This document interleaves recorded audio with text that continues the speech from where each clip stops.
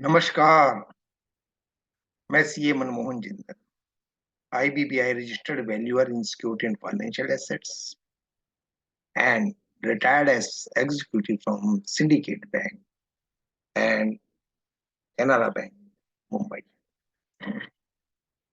So, working from Mumbai.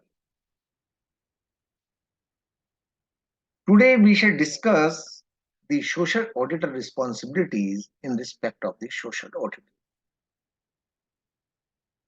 So, who is responsible, who is not responsible, who is primary responsible, who is secondary responsible in respect of the social.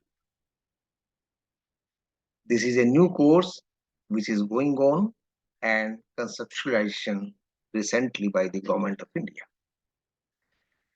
So, responsibilities are the social auditor is primarily responsible. इसके ऊपर MCQs भी आ सकते हैं, question भी आ सकता है, exam में question भी आएगा कि सोशल ऑडिटर प्राइमरी रिस्पॉन्सिबल है या सेकेंडरी रिस्पॉन्सिबल या उसके रिस्पॉन्सिबल ही नहीं है.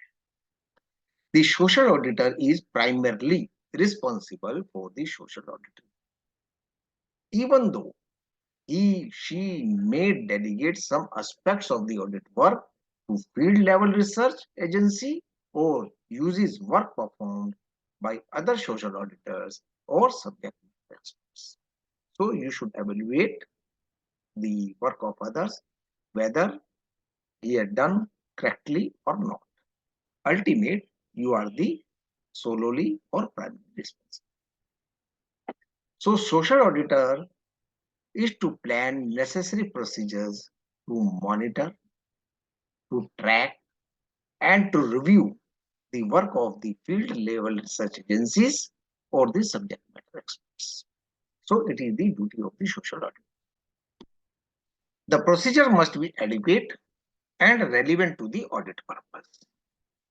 ऐसे ही एंगी बेंगी काम नहीं चलेगा, ऐसे ही कैजुअल अप्रोच से काम नहीं चलेगा. You should be fit enough. The social auditor should consider the significant findings, assessments of the assistants, field level research agency, or other social auditors or subject experts. So, procedures adequate होने चाहिए, relevant होने चाहिए, और आपको देखना है कि उनकी क्या significant findings हैं, assessment क्या है, कैसा है, क्वालिटी वाला है, नॉन क्वालिटेटिव है, क्वांटिटेटिव है, काम आने वाला है, नहीं आने वाला है, बोगस तो नहीं है. तो ये सब चीजें आपको ध्यान. The social auditor should evaluate whether the subject matter expert has necessary competence, capabilities, and objectivity for the social auditor purpose. Since you are the primarily responsible for the work of the others, so you should ensure in advance that he should be a competent person, he should have the capabilities of taking the assignment, or objectivity for the social auditor purpose. The social auditor should obtain sufficient understanding of the subject matter to determine the nature, scope, and objectives of the expert work, and thus evaluate the adequacy of the work for the social auditor. So he should know what is the nature of the work, what is the scope of the work, what is the objective of the work, and he is in a position to elaborate and express in clear terms to the expert that he should work on these lines and use his findings into his social audit.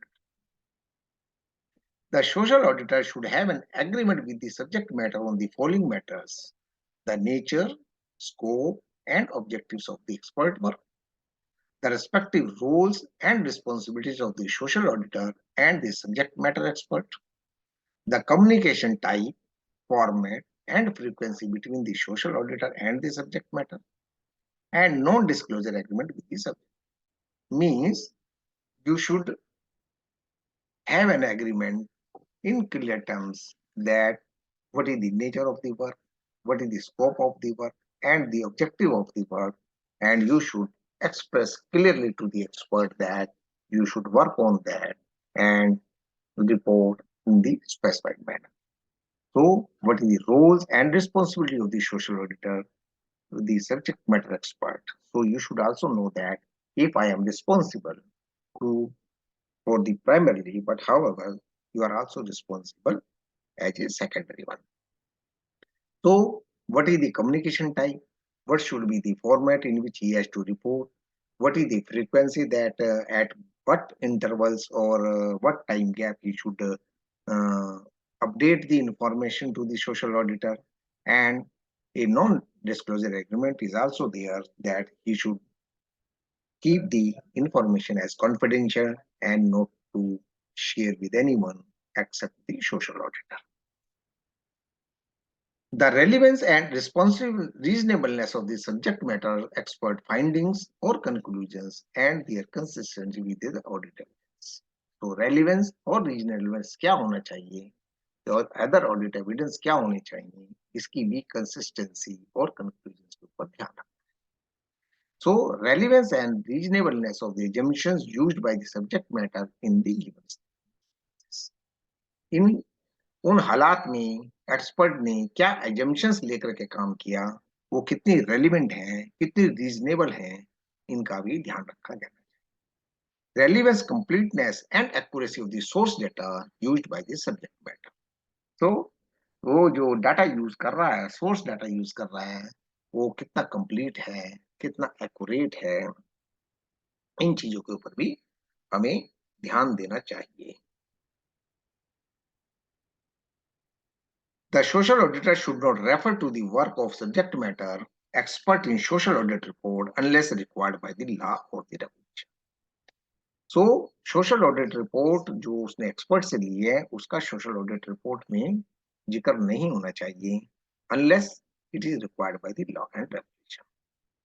Or if such reference is required by law or regulation, the social auditor should indicate in the social audit report that reference does not reduce the social auditor's responsibility for the social audit. So, कैसे भी कर लो इधर या उधर से social auditor is primarily responsible for his report and the data collected by the expert or by his field staff. So thank you very much. This is for the awareness purpose. I hope that some persons may be benefited from this. So before taking any action, kindly go through the relevant guidelines on the social audit. बहुत बहुत धन्यवाद. नमस्कार.